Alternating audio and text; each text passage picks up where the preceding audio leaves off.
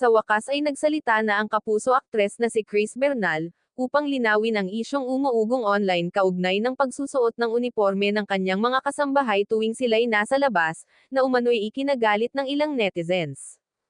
Ayon kay Chris, malinaw at voluntaryo ang usapan sa pagitan nila at ng kanilang mga kasambahay pagdating sa uniforme. Aniya, hindi kailanman sa pilitan ang pagsusuot nito. Bago pa sila pumasok sa bahay, tinatanong na namin kung gusto ba nila ng uniform o hindi.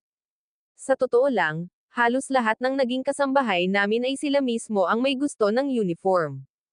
Dagdag pa niya, may kalayaan ang mga kasambahay na magpalit ng kasuotan lalo na kapag lalabas ng bahay. Nilinaw rin ng aktres na hindi niya kayang pilitin ang isang tao na gawin ang ayaw nito, lalo na kung malinaw na desisyon ng mga kasambahay ang manatili sa uniforme. Upang patunayan ang kanyang punto, pinagsalita mismo ni Chris ang isa sa kanyang kasambahay na si Ate Tina. Okay lang po sa amin. Kami po talaga ang may gusto ng uniform.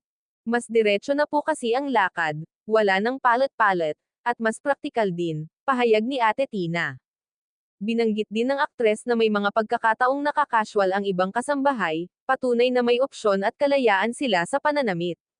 Idiniin din ni Chris ang pambabash ng netizens sa kanya, na tila siya lang daw ang kaisa-isang tao sa mundo na may helpers na nakauniforme. Sa huli, iginiit ni Chris na wala siyang sinasaktan o inaapakang karapatan ng kahit sino, at umaasa siyang matapos na ang isyu.